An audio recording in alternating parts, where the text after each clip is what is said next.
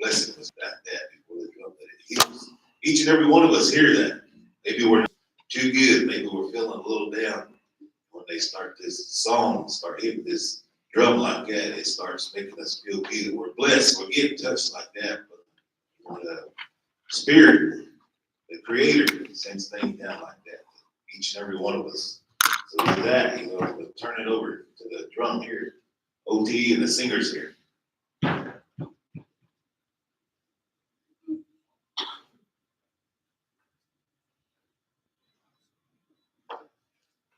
We'll begin with a flag song, memorial song, and then an honor song. If you are able to, we ask you to please rise, remove your covers.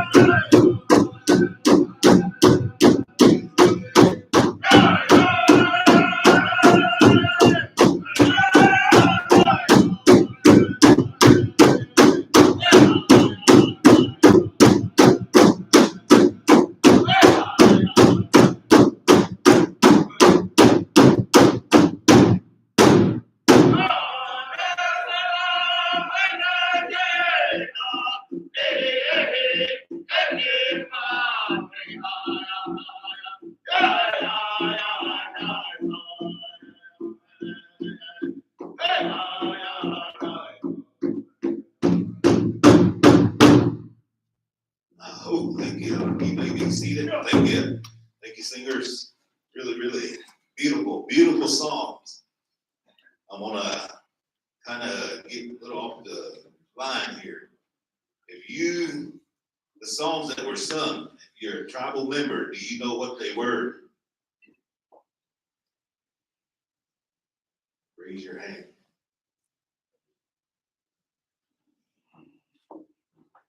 No, see, this is what we always come to. You know, you're a tribal member. The flag songs they sang was a Cheyenne flag song, also a Arapaho flag song. And the honor songs, what they have sang is Cheyenne, Arapaho. That's the things that I go around, talking about, a lot of people, I know there's a lot that work for the tribe. You walk around with this emblem that we have that's on our tribal flag or our Cheyenne Arapaho tribe's emblem. You walk around with that. Like Albert mentioned about what I used to ask about the tribal flag. The meaning of all that, where it come from and why it was put on there like that. That's what you need to learn. Where you come from, all down the generations like that. That's where I learned it from the elders. All the elders that's sitting there today. If you listen when they talk, they tell you stuff. They say things that you need to know on down the line. Like today, I asked that question about the songs there. And it's got everybody thinking now. So when you go home, that reminded me of powwow there. That's when I could, get up and say things like that, and talk about it like that. And I'm really, really, honored to be here today to share things like that and everything that's coming up all throughout the day today. We're gonna hear a lot of speakers, a lot of stories like that, hear about what happened generations ago up until now, our young ones. If you have a story, we like to hear it. We would like to hear the trauma that you went through growing up, maybe like my generation. I'm almost 60 years old, and I have a little bit, but things I kind of remember when I was just young like that. I don't normally do this, but this is a generational trauma. These songs that we just sung are flag songs. They talk about those young men going over there, leaving here as boys, returning as men. They come back with trauma. These songs talk about that. That memorial song that we sung, that was sung at Sand Creek by One Antelope. The 2 songs after that, they're talking about healing. The first song was asking my help. Look down upon him, bless us. Referring to what we go through as individuals in our day-to-day lives. The second song is the Arapaho Eagle song. It talks about we ask Creator to look down upon us and bless us what our Father has given us. That's what the words say, what our fathers have given us. The information that we're given, so that we might carry on in a better way for tomorrow. So just a brief explanation of these songs that we use, and, why we use them at this appropriate time. So, Johan. Thank you. Things like that. OT, thank you. Thank you for explaining that to the people here. Just like that. These songs were made by the ones, that went through that way back in time. Our ancestors, that's where they come from. And they still use them today. And we still have them. What was given to us back then, we're still using that today. Also, just want to mention, our young ones, like Phoenix here, he's still young. He was at the drum when he was little. When he was small, he grew up around this drum. And he's carrying on that tradition like that.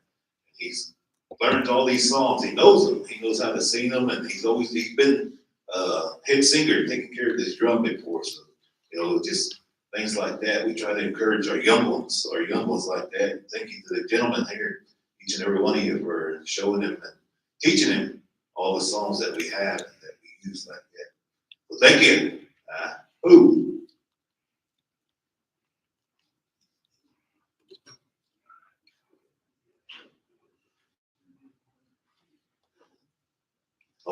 next, our speaker coming up, we are Mr. Quentin Romanos. Quentin, serving with respect for the sovereignty of each tribal nation. Quentin Romanos advocates for American Indian education policy at the federal, state, local, and tribal government levels. He is president of Riverside Indian School, Anadarko, Oklahoma, and serves on the Tribal Enrollment Committee and the Tribal Health Board of the Cheyenne Arapaho Tribes. He also served with the National Indian Education Association and on the board of Bacone College, Muskogee, Oklahoma.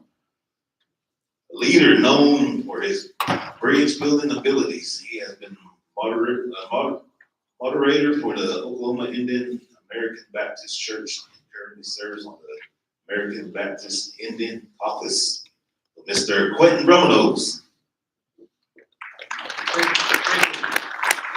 I'm going to get up here because I need something to lean on. My knee hurts. Welcome, Cheyenne Arapaho Health Board. There's 5 members. 2 of them are here. Nick Litt, Patricia, will you stand? We may have 2 vacancies. We meet once a month, first Thursday of the month at different locations. And our next meeting will be next Thursday. We're at Sunshine. So if you have a concern about the Indian Health Service, please attend our meeting. I guarantee you don't have to go ahead and sit down. You don't have to stay the whole meeting. They listen to the public at the beginning of the session. So if you have a complaint or something to deal with in the health service, come and we'll put you on the agenda at the beginning of the meeting so you don't have to stay the whole meeting.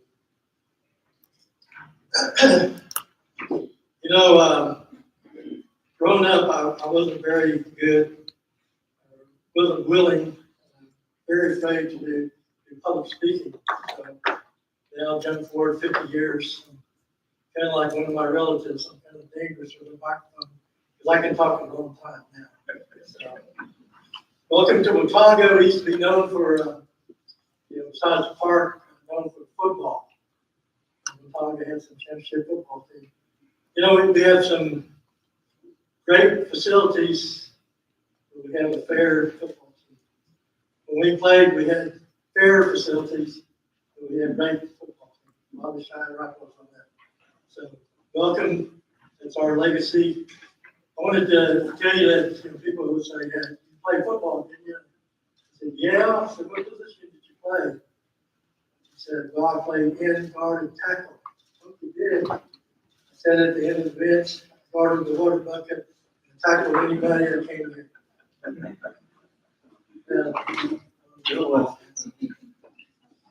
That, in itself, we're dealing with an issue that's based on genetics, DNA, something trauma that happened. Yeah. Growing up, if you paid attention to how you thought and felt growing up in different situations, you knew something wasn't always, I don't want to say right, but it was a little bit different. Maybe you felt different in how people reacted or something that happened to you. So I'm glad to learn about trauma has been put forth, and hopefully this is going to be one of the first meetings that they're going to have. This is a new field. It is something that science is looking into. And just because we're having these meetings doesn't mean that trauma is going to go away. And if you were raised in our area, usually you live in poverty. I didn't realize before I started going to school and I saw that all the other kids had new clothes and everything. I always thought that it was just natural to have hand-me-downs, had older brothers, so we got the hand-me-downs. So I didn't realize that was the situation.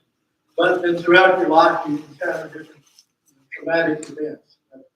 I just want to say I'm glad that you're here as part of the Indian Health Service. We've always talked about, and we are planning to contract some of the Indian Health services. One of them that we're looking at is mental health. Majority of tribal nations in Oklahoma do operate their own facilities. Cheyenne Arapaho is one of the few that that few that does not. So let me encourage you to ask these questions, encourage your legislators to support contracting. It can be done, and we need to do this before our current administration takes more of the money away from us that we do that. So I just wanted to tell you, I appreciate you all being here. And unfortunately, I don't see a lot of young people. I wish I could see more students who are in school. Anybody still in school, 12th grade and below? All right, young one. College students? Any college students? Me. All right. You have to spread the word. This is a brand new field. You can start your career right here. Okay. It's so important. We got a long journey ahead of us, a lot of problems. We need to educate our people. We got traditionally ways of dealing with trauma. I know stories of Vietnam veterans who were born for war, but they had ceremonies for them to help them survive, and when they came back, they weren't as effective as some of the other veterans. So there are still ways out there that we need to learn and make it a part of what community health service has to operate. So with that, I could go on, but he's going to do it. Thank you, Quentin. A round of applause for Quentin Romanos while he's making his way back to his seat. Quick story on him. I heard this at the symposium there in Oklahoma City. The guy was telling a story on him that he ran track. And he showed up for that track meet to support Quentin. Well, Quentin had his own groupies. And the event that he ran in, I guess it was 2 mile. Was it 2 mile? So you go around, 8 times? Well, first time around, Quentin was way in the back of the pack. But his groupies were just, yeah, Quentin. Each time, go around the track, same thing, still in the back of the pack. He's like, what's going on? He's not leading. He's just running way back there. Well, came final lap. Quentin kicks it in gear, smokes him. And that's why his groupies were just all over him for that whole time, knew that he was going to kick it in and smoke him at the end. So I didn't know that about you. And I always, when I think of you pulling that trick on me. Next up, we have a welcome from our American Legion Post Commander, Post 401, Jackie Turtle. Jackie was born to Winton Turtle Sr. and Mary A. Turtle. Jackie is originally from Kingfisher. Her grandfather was Ralph Turtle. Her great-great-grandparents were John Turtle and Dog Woman, who were ceremonial medicine people from the plains. Jackie is married to Vern Dwight Bullcoming, whose history is intact from the plains and ceremonial people. He is from Sealing. Jackie served in the U.S. Marine Corps in a tactical squadron on the front line on a heavy Marine helicopter, moving artillery, tanks, and personnel to the front lines for 6 years. She also trained troops on the readiness of war. She decided to move home to learn from the elders who were still here. She decided it was more important to learn her culture to see where her people stood. The teaching of her lineage was more prominent in my home growing up. She understood the older people better. She has 100 college credit hours, no degree. She would not sell out or reveal our culture in exchange for a degree. She lived in New York City for 3 years and worked for Mr. Trump's wife, Ivana, in the early 90s. The Big Apple, the melting pot of different cultures, taught her to speak up when you are wronged, to stand up for yourself, know your rights. It helped knowing how people from other countries see their rights. Jackie's first language was Native, And she realized at an early age that there were two worlds, the European ways, language, education, etc., and her native ways from her great-grandparents who did not go to boarding schools and only knew their language. They specified a lot of teachings and meanings of why and who we are on the native side. The teaching is in the language. She has always felt out of place. Her peers were into the modern white ways. She is thankful today for listening and always ending up in the circle of our Indian ways. She's been to many reservations, living in Lame Deer, Montana for 20 years. On the cultural side, it was a very good experience. Many occasions, she was visited and asked of her opinion. She could only offer what she was taught. They helped each other. They exchanged much knowledge. She has lived in Watonga since 2022. Her grandparents are buried here. And yesterday she was on TV. She and Ramona was showing their stuff, flipping their hair. So here you go, Jackie. First of all, I'd like to say good afternoon, and I want to thank all of you for coming. And this generational trauma is for my people. I love my people. I see my people out on the street, those that's like in Oklahoma City, homeless, having a hard time. I want to see them come back. We have a lot of children that are disseminated with the legal system that are out there in the world. I'd like for them to come home. We need to raise them ourselves. But I just wanted to say, I want to express my thanks to you. I was told long ago, my grandparents, when they used to talk, because they used to sit at the table, my grandpa, my uncles, the whole family member. Even when they have powwows, they would have a table right there. All the Rounds brothers would come. Willie, Grover, all the men folks, they would sit at the table. And they would listen to that old man Round. That's the way I remember how they used to do things. And then when we have ceremonies, in the ceremony in that circle, you see the elders, and they would always acknowledge Round. He was like the leader. And through this history, you know, our people, I don't even know, I knew my grandpa knew those treaties by heart. I mean, he would just rattle them off. They were most likely some of the treaty signers. And we are the ones that, that foundation we're standing on here, they're the ones that made it possible for us to have recognition with the government. And my grandpa used to talk about this leadership role. He said, when we elect a person over here in the government, that we, the people, all of us together, we're supposed to throw that bridle on that speaker. He's going to talk for us. He's going to tell what the government, what we need, our needs and stuff like that. That's the way he used to say. So today, I'm just very thankful today that I get to share some knowledge that I learned in my life.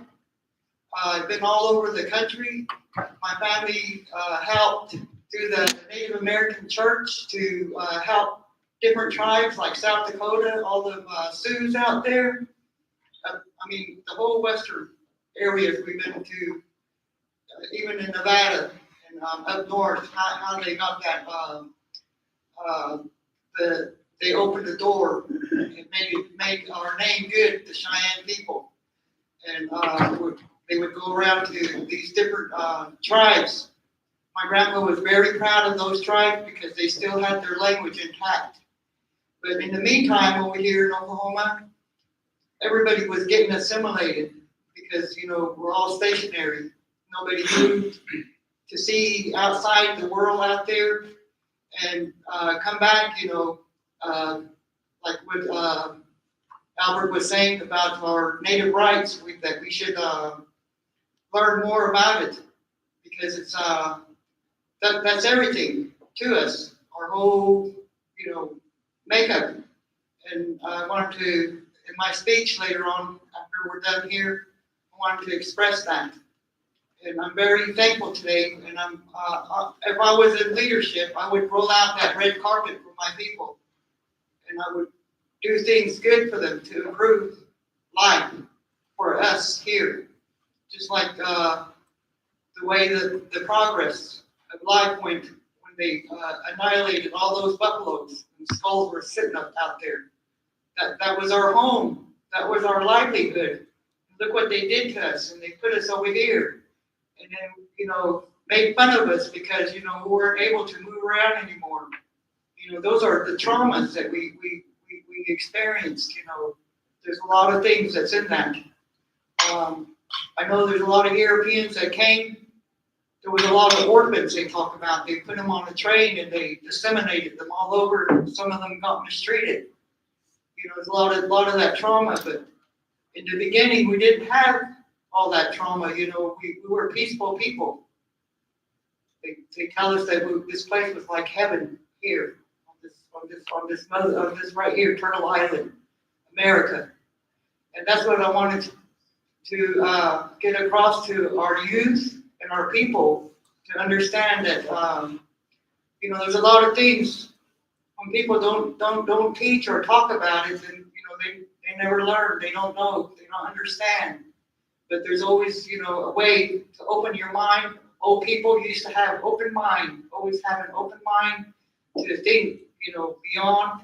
Because they said that we were very intelligent, we were very clean people at one time, and then all this stuff happened.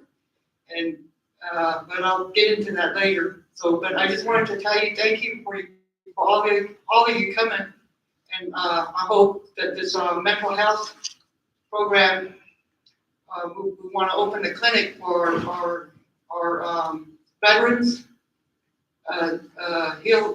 traditional healing and holistic. And we got grants for that. It's not going to touch any of the gaming money at all. We just need a place. We're looking at that 92 acres. And the IHS, they're doing the best that they can, but they're limited in their help scope. We need to get, something like this going so we can help ourselves, help our people, help our families, because we don't know, our children might be in that predicament way up there. We want to make this clinic. This is why we're having this generational trauma workshop. And I think overall, the whole America needs that because of what he was talking about, genetics. Because sometimes these criminal acts that happen, like the Holocaust, and like the massacres, sometimes it's passed on in the bloodline, and it stays in the blood. And when you put these people into office or whatever, they be cruel and stuff like that, and it's not good. They should be properly vetted. That's the way the Native people look at this. That's the way we used to run our government one time. So I don't want to get too long in this here. So thank you. Thank you, Jackie.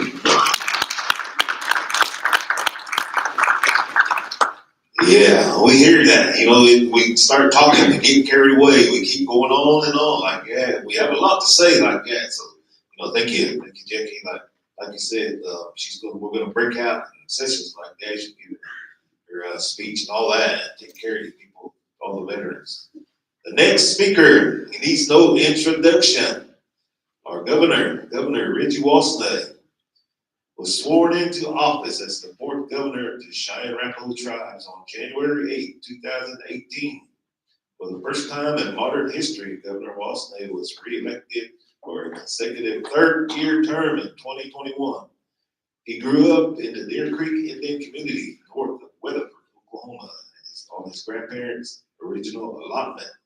After graduating from Weatherford High School, Governor Walsney attended the University of Oklahoma and Southwestern Oklahoma State University and graduated with a bachelor's degree in business administration. His career began working with the Cheyenne-Arapaho tribes as the planner and worked in the business manager's office. In 1996, He was hired as the executive director of Tribal Housing Authority until 2011. He went on to become a casino manager for the Delaware Nation, then worked as the executive director for the Caddo and Comanche Tribal Housing Authority. In January 2016, he was elected as the Cheyenne District 3 legislator and was chosen as the Speaker of the Cheyenne Arapahoe's 6th legislator for 2 years and then elected governor. Governor Richie Wasnight, ladies and gentlemen.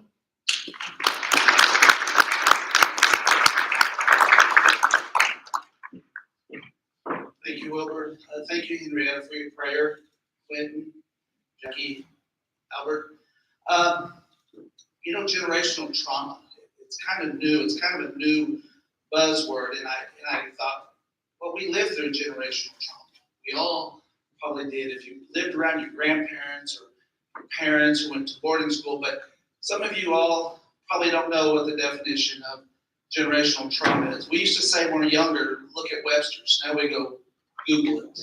So let me read you what generational trauma is, and most of you will say, hey, I'm aware and I understand that that's where we came from. So let me read this, and then you guys can kind of think about this a little bit.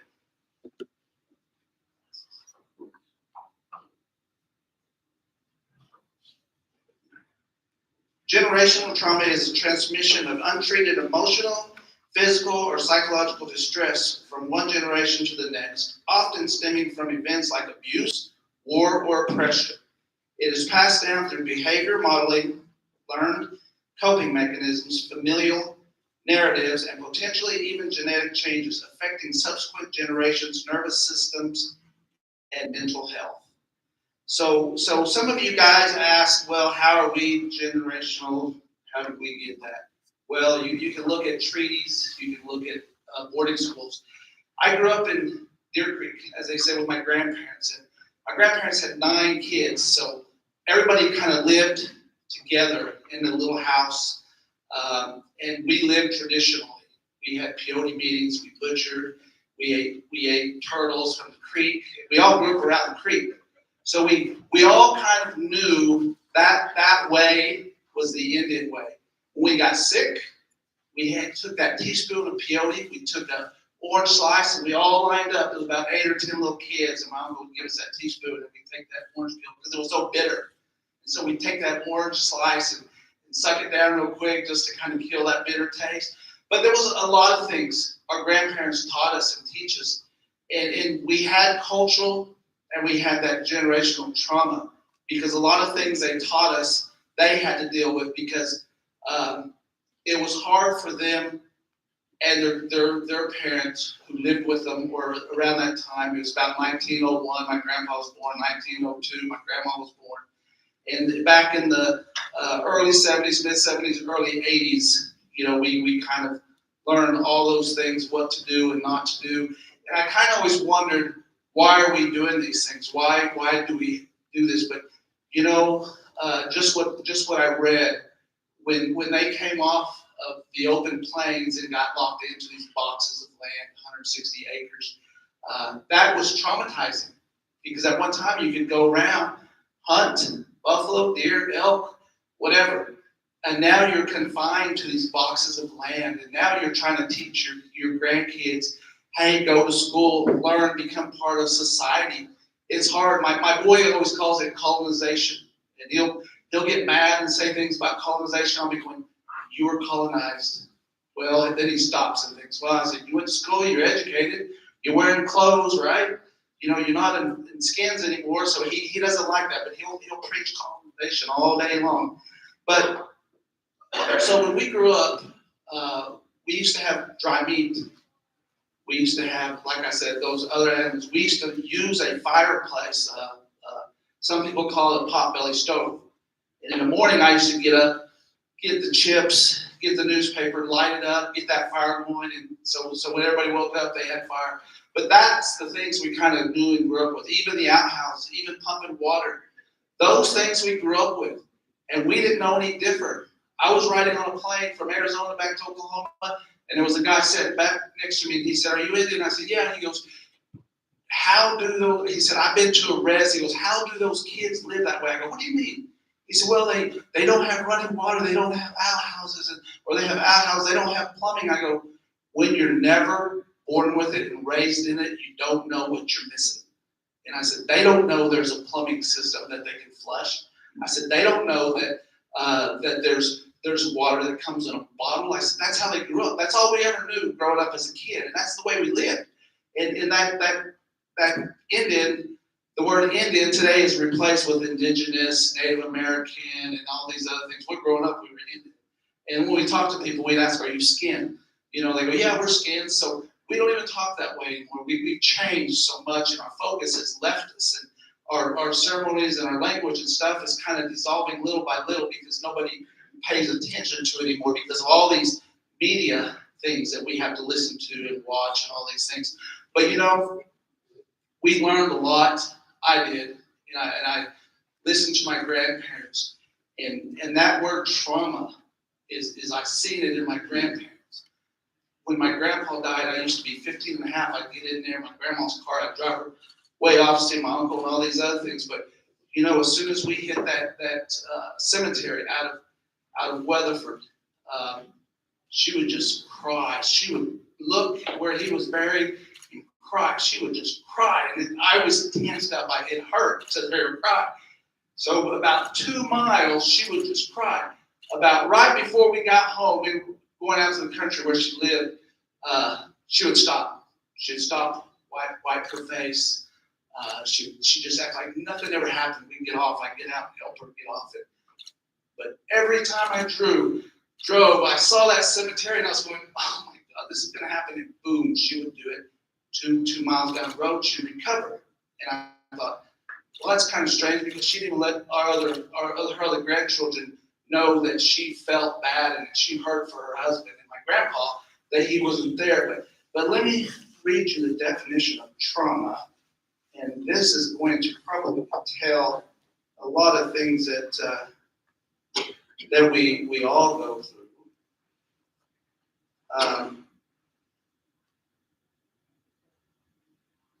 Because if you think about this,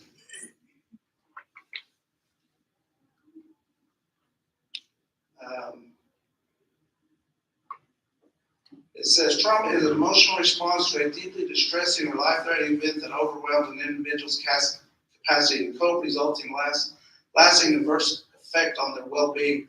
While most people recover with time and support, some may develop long-term issues like post-traumatic stress disorder. The impact trauma is subjective, meaning that the same event may affect people differently based on personal experience and coping.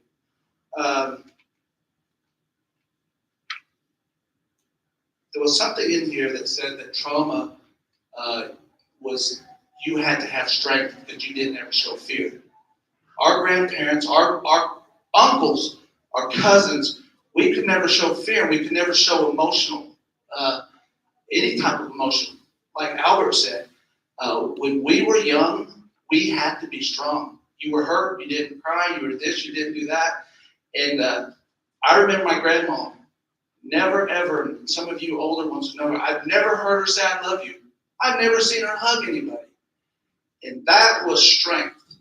And then I kind of realized that when she went home, she had to have that straight face on because she probably had 10 to 12 kids and her own kids, grandkids in that home, that she had to show that she was strong, that she was going to make sure that everybody in that household looked at her that that's our strength.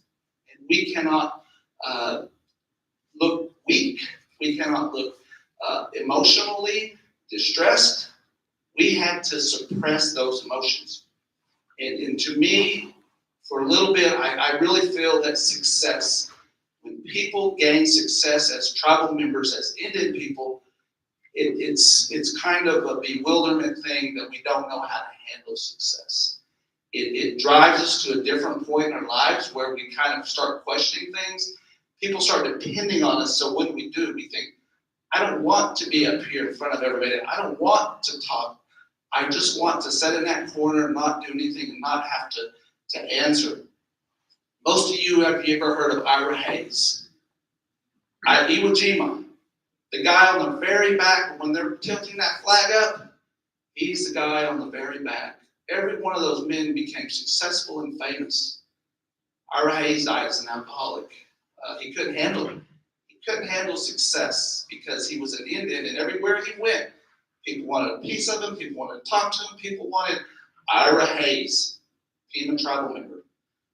And that's how people get as we were growing up. It was hard for tribal people to deal with success. Now, the younger generations, they want to be successful, they want to be on TV, they want to do all these things. And it was hard to understand all this growing up, the way we grew up in our traditional ways. Because I've seen it. We lived out in the country. We ate.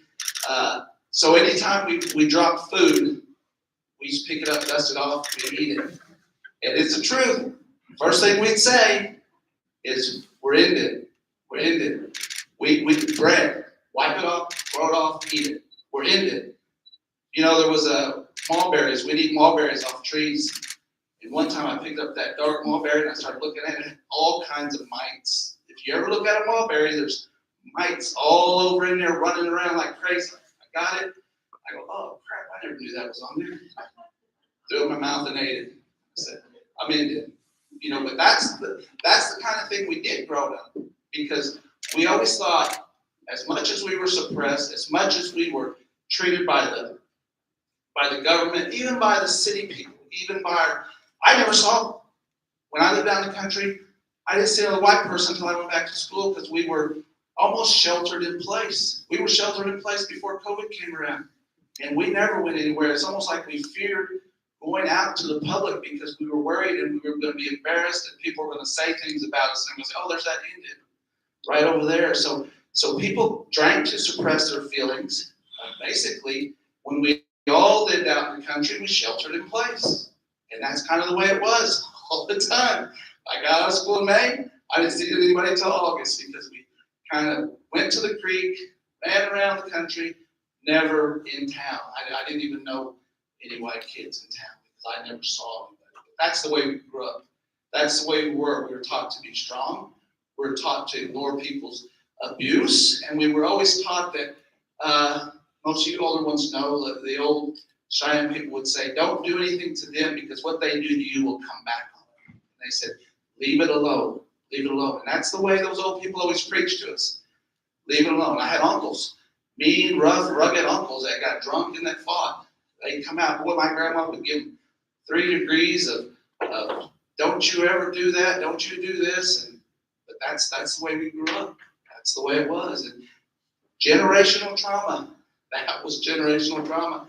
I've told people, I said, we lived through generational trauma, every single one of us. We had to do things that we didn't want to do. We were embarrassed. We were made to go to school. And most anybody didn't want to go to school because they want to hang out with their cousins and everybody at home out in the country because it was fun. You got to go to the creek, run around, but you had to go. And I really think those older people wanted everybody to get educated because they wanted you to get into society, because that was the only way that we were going to survive today. And that's the thing that we all have to do is as they say, when in Rome, do as Romans do. When we're out here, we have to do what the public dictates us to do. We should still keep our culture and our ceremonies and our heritage. And sometimes we have to go do them in other places or do them on our land and do them where we feel comfortable. But, that's the kind of things that we grew up with and that Cheyenne Arapaho people were. Although we were relocated to California, Colorado, people across the state, like Jackie said, she wants people to come home. A lot of people have come home, but during that transition period where they send you out to be a part of society, a lot of people came home, but there are still a lot of people out there who are lost and don't understand our tribal ways, our customs, our culture, our heritage, and that's something that we have to keep alive, that we have to need. Our language, I sat on the committee at the Interior under Deb Holland. They would sit there and say, we have language grants, we have language grants. And I stood up and I said, they should give us those grants because they're the ones who took our language away in the first place. They should give us that. So I just want to say thank you guys for coming out. Jackie, you and Ramona for putting this on. I know you guys, this is dear to your heart and something, but I know we've all kind of lived that story of generational trauma. It's changing. I can tell you definitely it's changing. Our people are changing. I think the hugs, like Albert said, the I love yous come a little bit more easier to tell your own kids and grandkids because, I always kind of think my mom did that. She didn't always hug us. She didn't always tell us how much she loved us. And I thought, well, that came from my grandma because my grandma always suppressed her emotions because she had to be strong, real strong. She had 9 kids, 4 boys, 5 girls, and her hands full. So we all kind of understand that, but I appreciate being invited up here to speak before you, and hope everybody enjoys the day and a half that we have left. Thank you. I hope. Thank you, Governor. This time, I'd like to take a moment to recognize and thank Governor Wasney for his support of this important gathering. We are appreciative that you took the time to be here today, and that your office stepped forward in support of this workshop means a great deal to our people. Your presence here today honors our veterans, elders, and every family who has carried unseen burdens. And I would respectfully encourage you, if at all possible, to join us not only today, but throughout both days. This workshop, the breakout sessions tomorrow represent voices from across our community. Thank you again for your support, for your leadership, and for standing with our people as we work toward healing, connection, and a stronger future for the Cheyenne Arapaho tribes. We appreciate you. At this time, is there we got any legislators in attendance?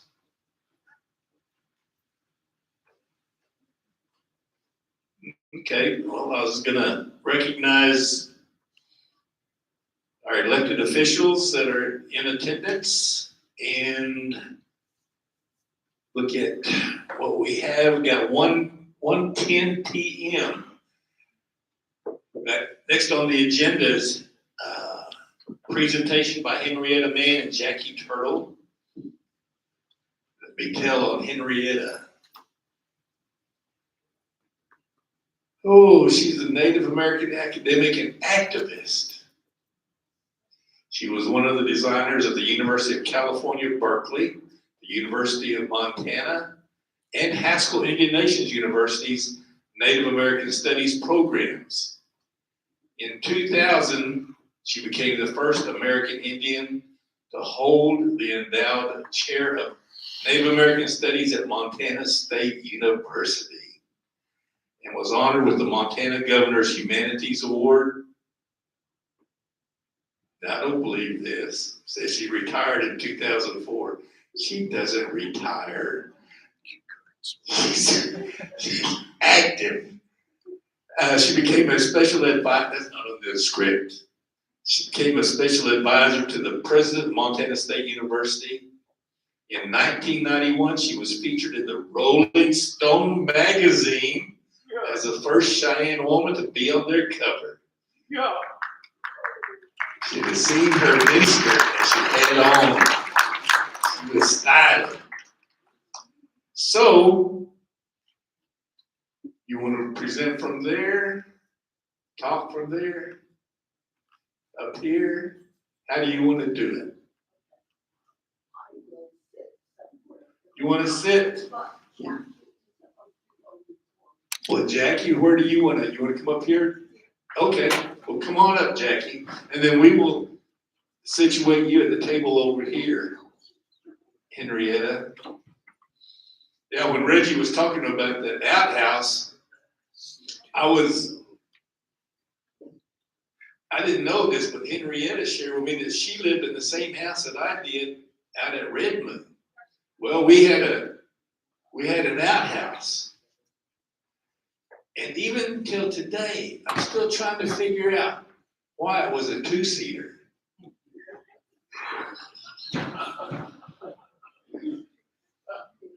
That's caused me trauma.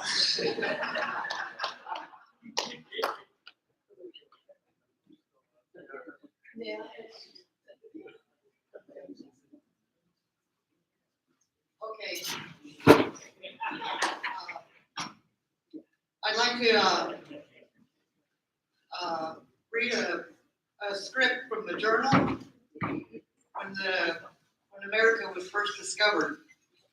I remember my grandparents talking about this, but I seen it in a book when Columbus came on that Mayflower. Because Grandpa used to always say to the white people, when that Columbus touched that Plymouth Rock, he brought hell. He used to say that. But anyway, on the Mayflower, there was a Jesuit priest. He wrote down, he had a journal. I guess they have that over there, the Catholic place over there in Rome, somewhere in the scripts, they have this journey.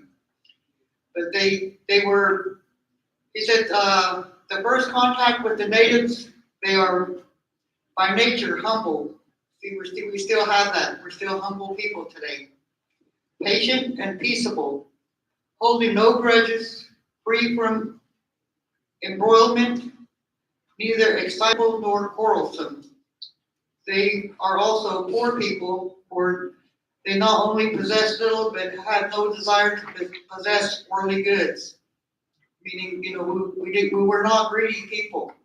Like today, we got people, the millionaires, greed. For this reason, they are not arrogant, embittered, or greedy. They are very clean in their persons, with alert, intelligent minds, docile, and open to doctrination, very apt to receive our holy Catholic faith, to be endowed with virtuous customs, and to behave in a godly fashion.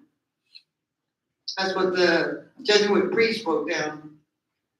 Once they begin to hear the tidings of the faith, they are so insistent on knowing more and on taking the sacraments of the church and observing the divine cult that truly the missionaries who are here need to be endowed by God with great patience in order to cope with such eagerness.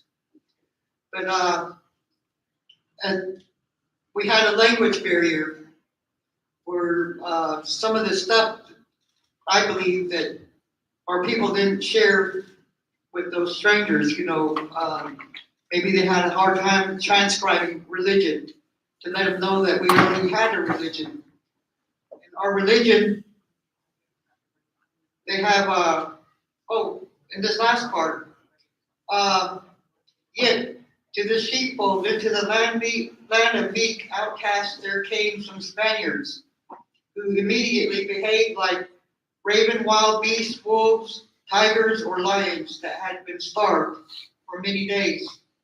Meaning the worst of the worst got off of that ship, and they spread their wicked ways, raping people or being greedy and all that. That kind of mannerism. But our people were very respectful. And I wanted to say on that, not to judge anyone or classify. We are all equal on this creation. That's our concept, the native people. We are equal to everything on this Mother Earth. Everything that's on it. All the creatures, all the insects, everything that's on this Mother Earth, we're equal. That's the native, the old people, the old world, their concept. Even to the plants, to the trees, and all the things that's on this earth, and that water has power. And then even in this air, like we have the tornadoes coming. One came over there. I live right out here east of town. There was a tornado coming down, and it looked like it was getting ready to drop. We went outside, and my grandparents said, "Talk Indian to him." So we went out there. We talked to him, talked to that air, and that tail went back up, and it went away, and it went over somewhere else. But that's the way they tell us in that language. And they tell us in the language that with this creation here, we talk to the plants. We used to talk to the animals one time too. that have that, in the language, historical, contents in there, where we communicated with all living things on this creation. And, even like the big old ferocious bears, or, when they come to your camp, you know, you're supposed to go out there, you're supposed to talk to them, tell them in the language they're gonna understand. That's the way they taught us, you know, when I was growing up in my, native home, where my grandparents were. And, they refused to speak English. They said, this language I'm speaking is a language that I come out of my mom's womb. This is her native tongue. Nobody's gonna ever take that away from me. And I see today that a lot of people are assimilated, meaning that Indianness was washed off everybody. When they washed off all that Indianness, you know, they lost that concept of this equality. You know, being equal. We can't own this earth. She's the one that provides life for us. That's the way they say in that in their eyes, in their view. They're not here anymore here today. I'm here. My grandparents are gone. My mom and dad's gone, and so I have to stand up and speak up for them and share with my relatives about these things. And these people that got off of the Mayflower, they came from a different world where they had kings and queens. They had they owned land, and they had a hierarchy where there was the kings, the lords, I don't know all that other stuff, but servants, and down to the poor peasants, the ones that didn't have anything, and then down to the pigs, and then the earth was nothing. That's their concept. So that's why they came over, thinking that they can own things, ownership on things. And there's nobody over here. It wasn't like that. We're equal. Why would you try to own something? But that's a difference of our worlds. That's why I said there's two worlds. They made us go to that school. We had to listen to that lady, even though she kind of sounded foreign, and you know, I couldn't take my homework home to ask my grandparents how to help me because they didn't know. But you know, they don't talk English. How else am I supposed to? So I had to try to learn at school. You know, try to pay attention hard, and some of the other stuff I didn't really understand what they was talking about. But you know, I made my way through that school anyway. And when I got around some of our other native kids that talked and did, you know, we'd go on a field trip. My grandma would make tortillas with hamburger, and you know, we'd go on that field trip. And I remember we was over there underneath those trees, you know, we get ready to eat. We got embarrassed of the food that we had. So we went over there by that tree, and those white kids all had bologna sandwiches and all that, whatever, over there. Instead, they came over to where we were sitting at, and they wanted to trade our food for their bologna. We were getting kind of embarrassed, but it was funny though. And then we found out, you know, that they wanted to learn more, and sometimes little white kids would come to our home, and they would, you know, they were really interested. They were really inquisitive about a lot of things. But that's the way, you know, I grew up in. But my grandparents, they were too busy out there in the world trying to help people. They had these ceremonies they called peyote meetings. Those were primarily for healing. Sometimes somebody is in a really bad situation with their health, and they really needed that help, and they would go over there and they would help them. That's where that ceremony came from. And I was trying to talk to my veterans that one day, and I came into the where we was going to have our meeting, and I was trying to tell them a joke, but I don't. This is where the Western reservation Indian and urban Indian, are differences. And I was trying to tell him, this Indian guy came up and he said, I'm kind of feeling sick, something's not right. I'm contemplating about going to a white physician hospital.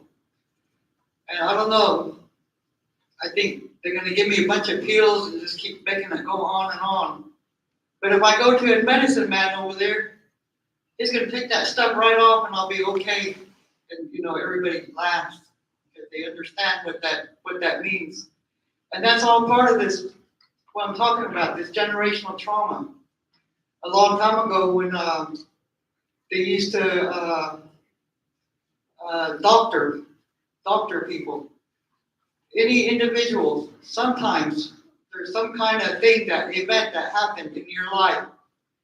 That's the thing that they try to correct. So you can get your mind back, so you can get okay with this life and continue on in a healthy way. But today, things are different, and we're kind of like getting too far away from all that. And I just wanted my people to know that there's a lot of rich things that we have in our culture to love. I mean, it's just a beautiful way of life. It's wonderful. If you get into learning the language, it gives you a lot of pride. It gives you a lot of, makes you feel good because you can go outside and they tell us that the Creator, this mysterious one, he has a lot of names. They tell us native people. He sees us even through this material right here. Nothing's dead. Everything's alive. He sees us. He watches us. We cannot hide nothing. We're already standing here naked before Him. He sees everything that we do in our lives. And they tell us to behave. They tell us to be careful.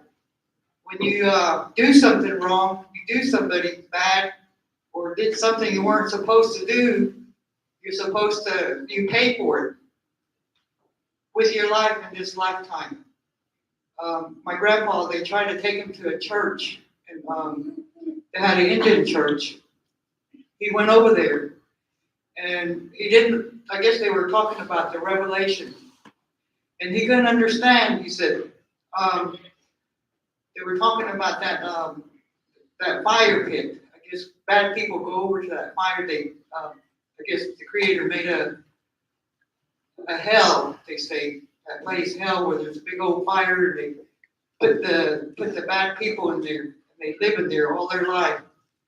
My grandpa, he couldn't comprehend that. He's like that. He came back home, and then he said his sister came back and wanted to take him back to that church. And he said, I don't want to go. I don't want to go.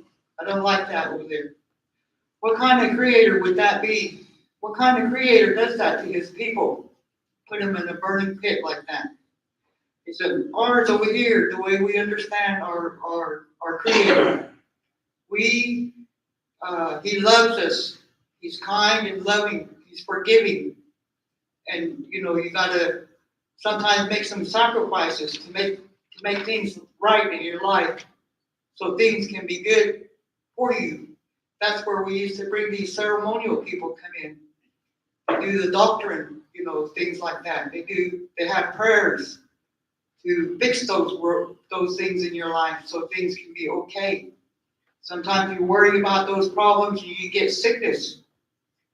They say that's where that cancer comes from. See, our native people, like I said, the language has everything in it.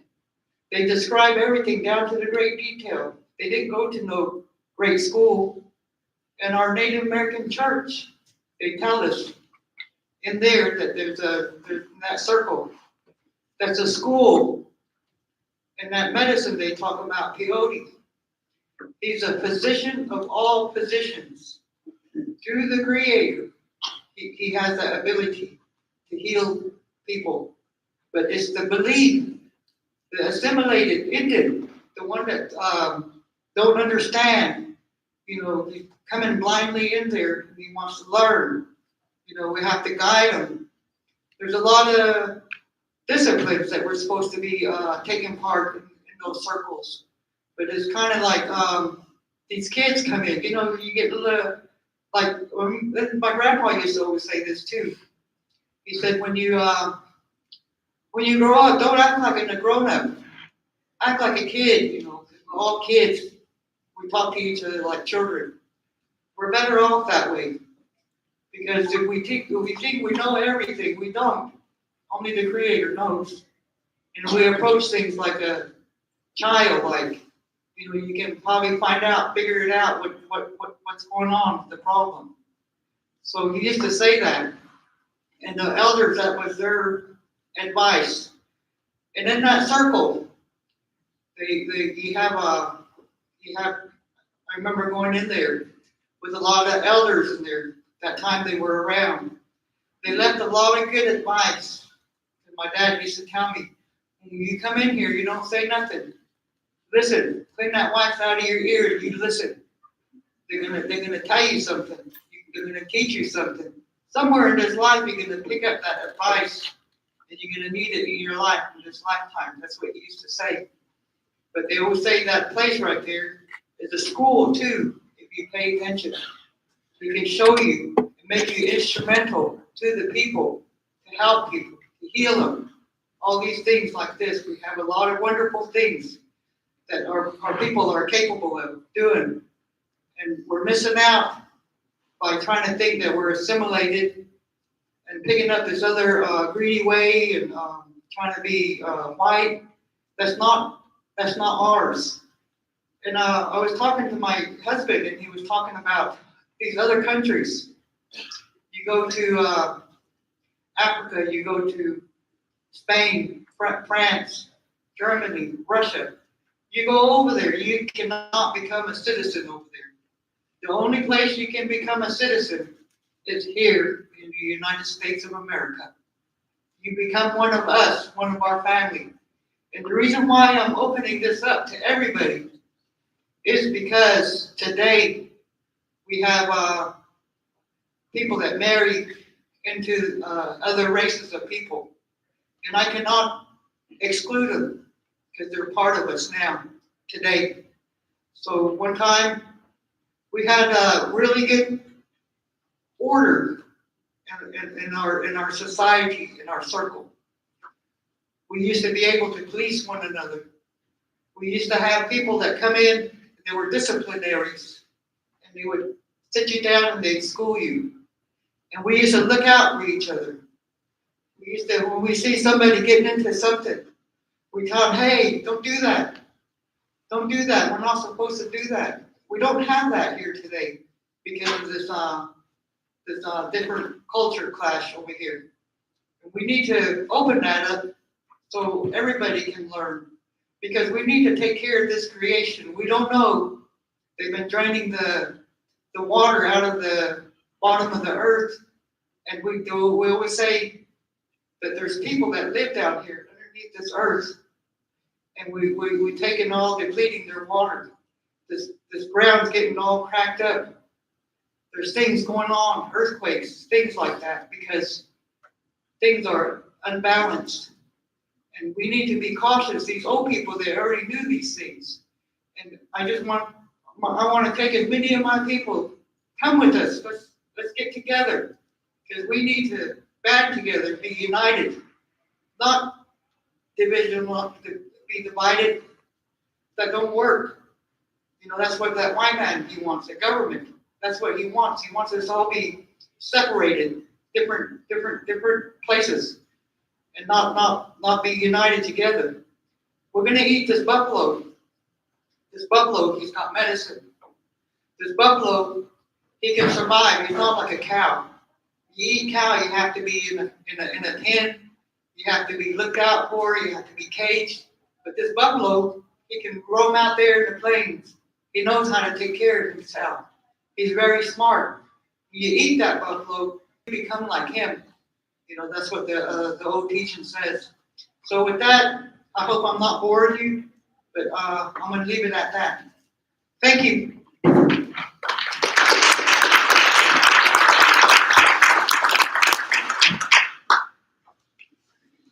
Thank you, Jackie.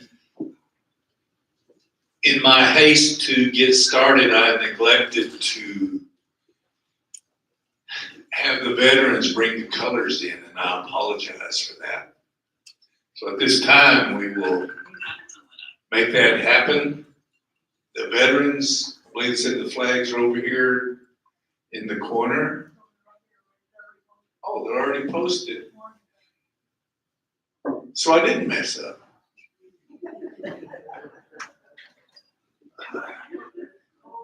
Let me flip. Oh, say it's cold in here. Can we get the thermostat adjusted, please?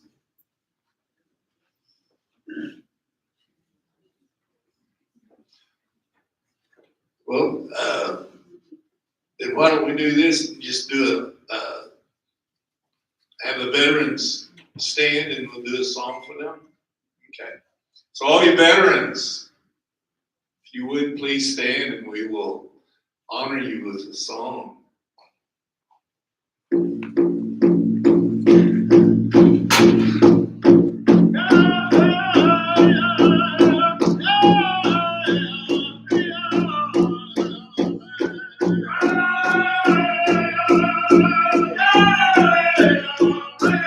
If you're able to stand, please do so as we honor our veterans.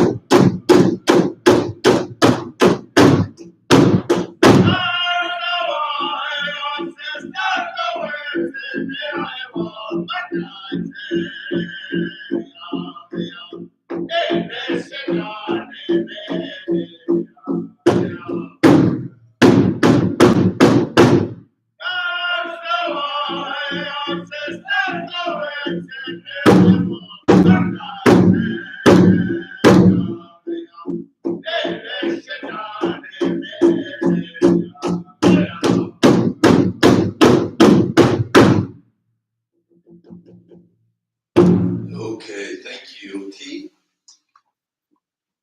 At this time, turn the microphone over to Wilbur, and he'll, if you would, talk about that. And then you veterans, if you raise your hand, I have something for you. All right, everybody raise their hand. Well, he's got something for you. Thank you, thank you. You know, I always say when we're at a powwow, when we honor our veterans, whenever we sing that song for them, you know, I always say that, you know, thank you to each and every one of you, the veterans, men and women, you know, the sacrifice you have made for us, and we can have what we're doing today like that. All the ones that was called home that way too, we still remember them. You know, remember them in our prayers. The families that left behind like that. I want to say thank you again.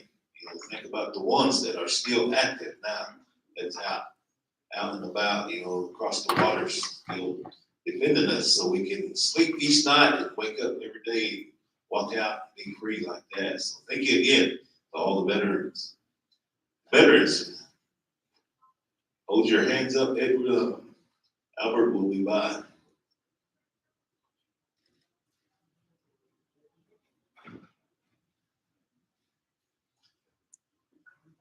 Just a little, you know, what's all been mentioned, you know, our trauma. What takes place like that when we grow up little, it happens is when we're little, then on up, even our, our older ones like that, where I grew up, talk about the veterans, there was a lot of young men like brother here talked about, they went overseas. They came back, but they shared stories, when they shared their stories, they would, shed a tear, what they went through, what they had all had to do, to keep us here like that. And what I seen and I witnessed through the days, that what they had went through and the hurt, the trauma it had on them.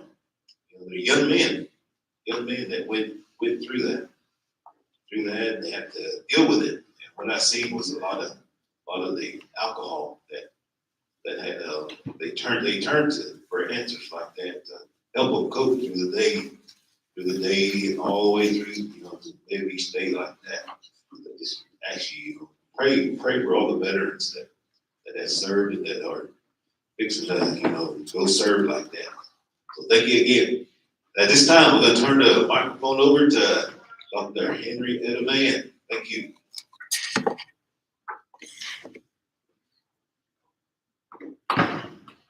I am so glad to see all of you here. You have been so good to sit. Would you stand up just a second, stretch, and then we'll sit down and have to listen to me.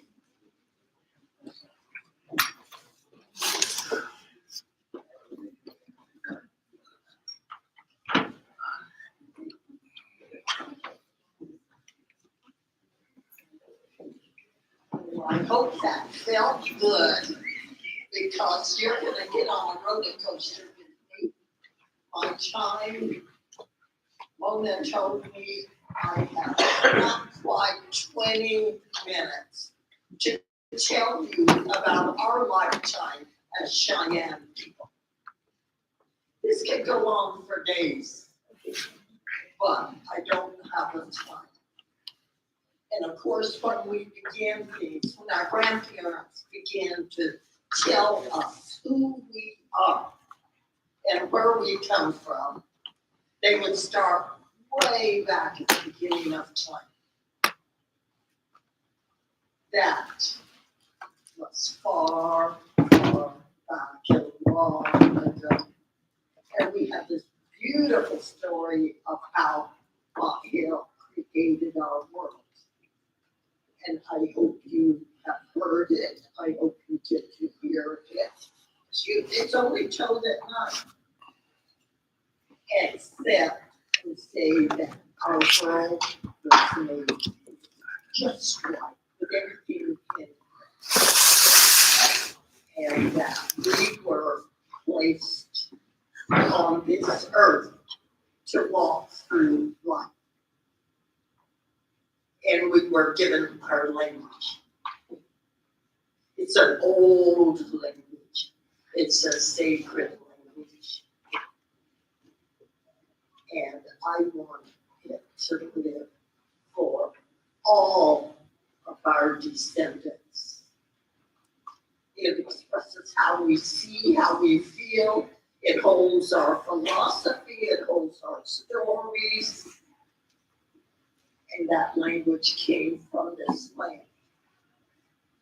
I'm supposed to be looking at some of the trauma that we as a nation of peoples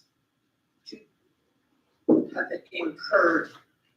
And so now I am only going to speak about a few that are exceptionally horrendous and have influenced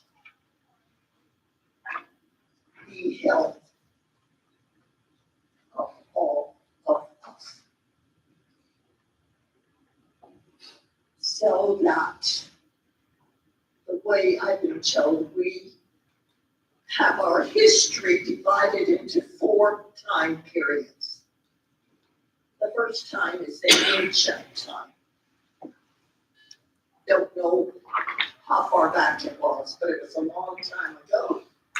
And at that time, we were so happy. And there are those of our knowledge keepers that say that at that time we lived far, far to the north and to the east of where we live today.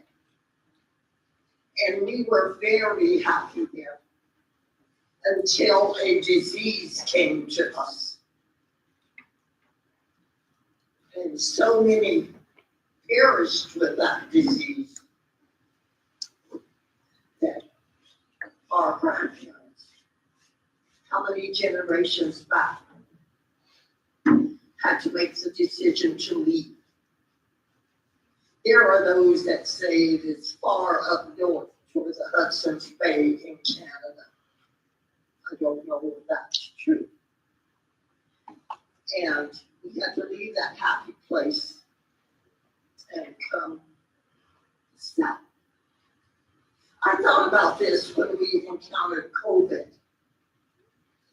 And I knew how our beloved grandparents had to have felt. But we journeyed south, and they said that we would have these huge dogs.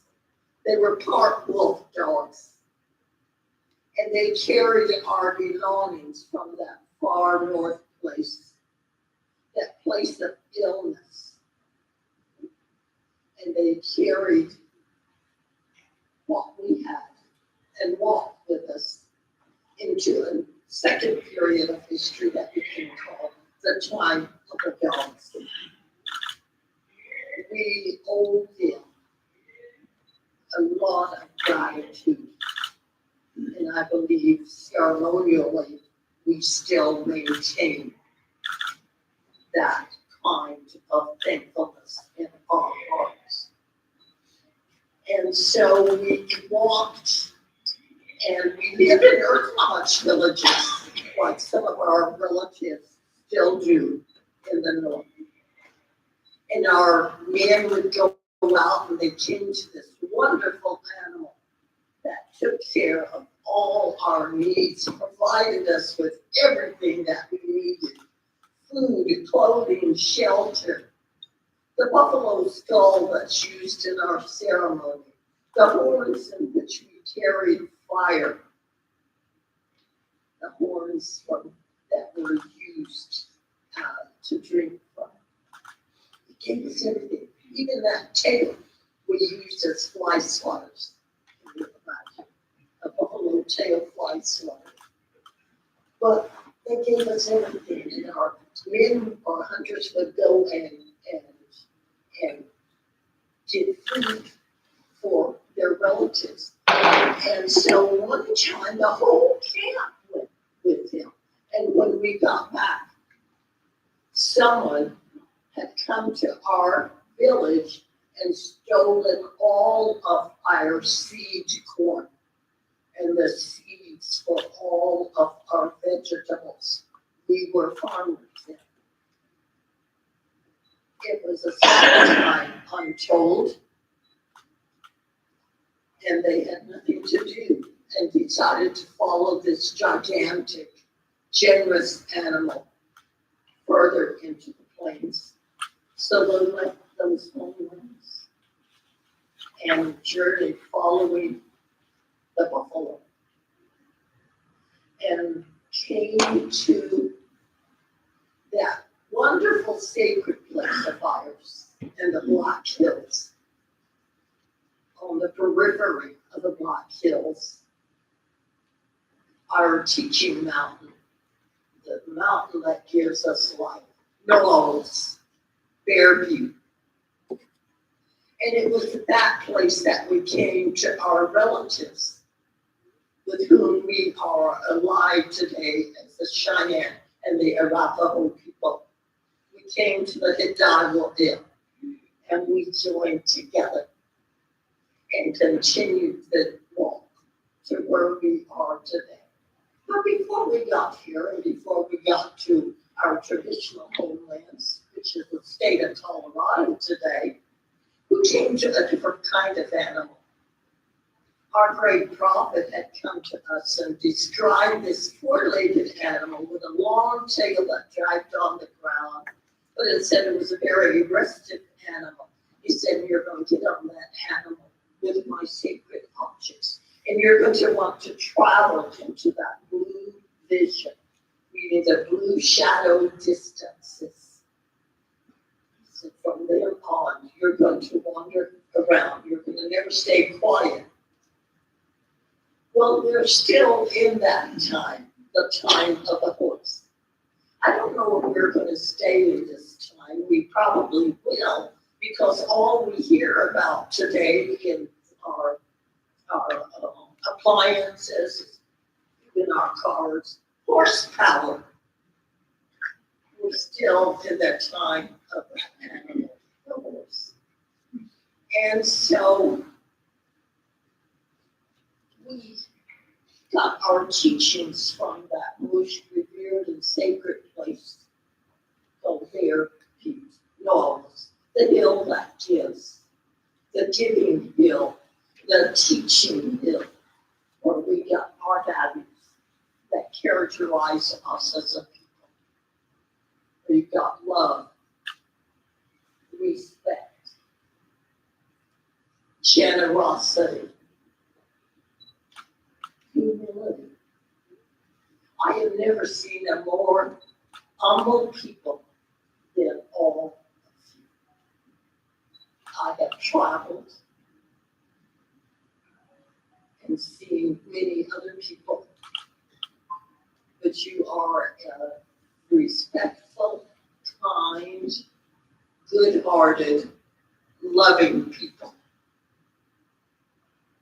I'm so glad to be one of you. And then we're told, I can remember growing up at Hammond, Oklahoma. Bishop Martin Nahista, I am from Redwood. That my grandparents, my grandfather would say to me, you know, you're gonna have to go to school, you're gonna have to learn to that way out there. You're gonna have to go and learn that, and you're gonna have to come back and teach us how to live with those that have come to live with us, with their strange and different ways. I did that. I went to school at the age of 5, but not before I had learned to speak Cheyenne at home and learned our ways. I must have tested this next value that was given to us to its very depth, patience. Patient individual, patient people. You're all of that and more. But I was her grandmother, my father's sister. I always wanted to know, and so she called me question box.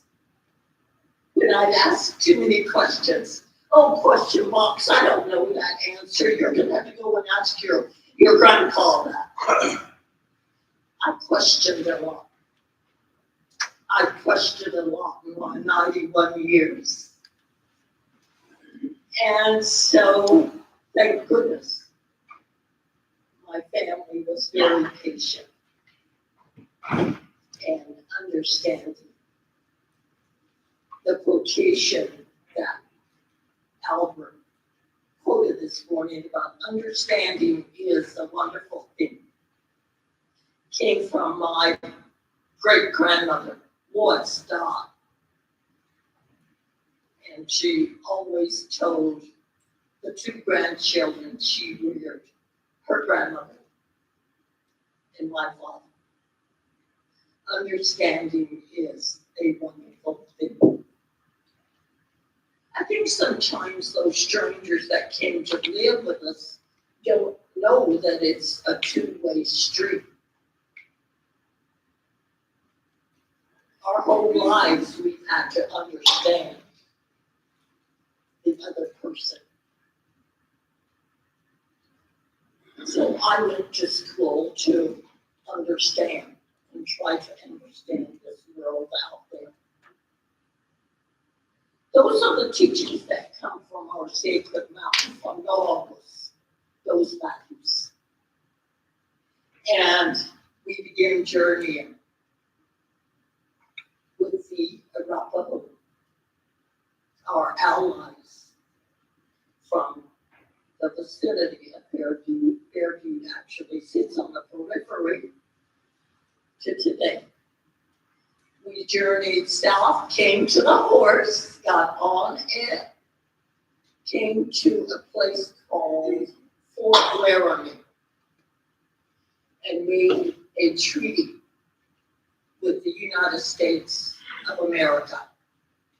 We had made one before in 1825, just with some fur traders walking through our camp, but it was called the Friendship Treaty. But the big treaty that we made was the Fort Laramie Treaty of 1851. It's also called the Great Treaty of Horse Creek because it was negotiated at a place called Horse Creek to us. And so in that treaty, that was the way that these new people that came to live with us got our land through treaties. And in the Fort Laramie Treaty alone, we as Cheyennes and Arapahoes agreed to cease hostilities, okay, and to live in peace. And peace was nothing new to us because we have our peace chiefs. We know what peace is. And we reserved in that treaty portions of the state of Wyoming, Nebraska, Colorado, and Kansas, including that whole Rocky Mountain eastern front. Vast area of land. But the other was taken from us. How traumatic that had been to our grandparents. How traumatic that they had to leave their villages or face starvation. How traumatic that they had to leave their homeland to avoid disease. But they were also, and you are, very resilient. You can go, maybe it manifests itself in something that we are calling trauma now. But I like to think that we can be as healthy as our grandparents again. We are. It just takes a little nudge. We have to realize the trauma that we have been through from land loss, from removal to along the Canadian River in El Reno. The trauma that we faced when the United States federal government came and said, and we agreed to it in our last treaty at Medicine Lodge Creek in Kansas, that we would send our children to be educated. And those first ones went east, far east, to Carlisle, Pennsylvania. Some of them have just come back home recently. Yes. We have faced that. We have faced education. That is why, I'm telling you this, whenever it is my time to go, and it could be very close, because I'm 91 years of age. I'm going to be 92 in May, and you all can see me. Happy birthday. I don't know how much time I have. But what's up here, I want to give to all of you. I want to give it to your children, to your grandchildren, to your great-grandchildren. I guess the only way this can happen is my telling you. Sometimes I just sit in my little house in Weatherford and say, I don't want to take what I have learned up here our grandparents for all time left us, our value systems, they left us a history. But I want to leave what is here, but especially here in my heart, so that you know that you are loved, that you are beloved, and that you are intelligent, and that you can face any kind of situation like we did with COVID, like we did with measles and whooping cough, like we did with smallpox, like we did with cholera, when we encountered the cholera epidemic in the high northern plains, and half of the Cheyenne Nation was decimated from cholera.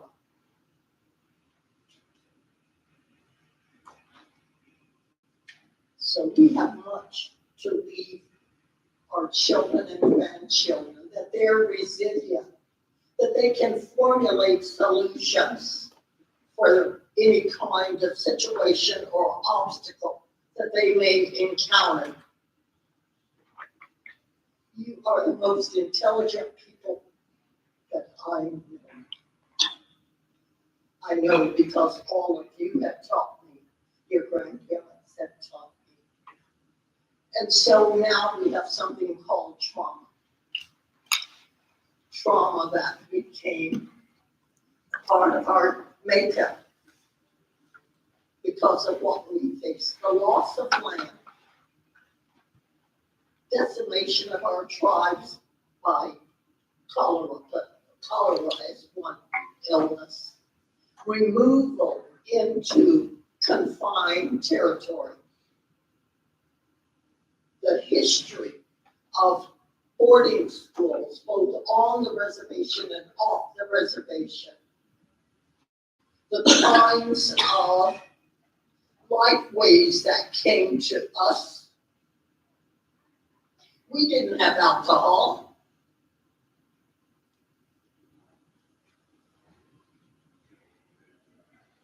We didn't have drugs. And yet that's what we face today. We are strong, resilient, loving, kind people who have faced the trauma of history, who were brought here and confined in a reservation that was later opened for settlement in 1882. Let me get that date wrong. And in one day, our grandparents ended up with 225,000 help neighbors. One day. And then we began to become confined in a smaller land base. The beauty of it is that, yes, we unfortunately carry trauma within us. It's not our fault. Shouldn't be. It came from the past. And now I am so happy and so pleased that you are addressing this issue, because I want our great-grandchildren, our grandchildren, to be healthy, happy, at peace, where trauma is just a word and no longer a part of who they are. Mona gave me only until 2:00. It's a few minutes after. I want to thank you for your attention. I want to thank you for being Cheyenne, for being Arapaho, being friends and allies. I just love you, just because you are who you are, and you are taking care of our future.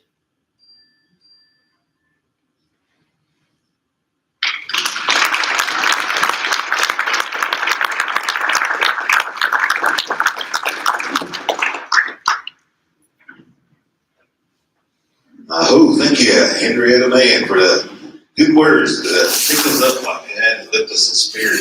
The stories. She has a lot of stories. my mother-in-law's funeral, went back generations. Margie Peebles, told, growing up over there, what all happened like that. It's really, really interesting to sit there and hear the stories come from our elders that way back then. So at this time, it's after 2 o'clock, we'll take a break. We'll go out. There's some snacks out here in the food court out here. So everybody go out and get you a snack, get you something to drink, get out and stretch. We'll resume here in 15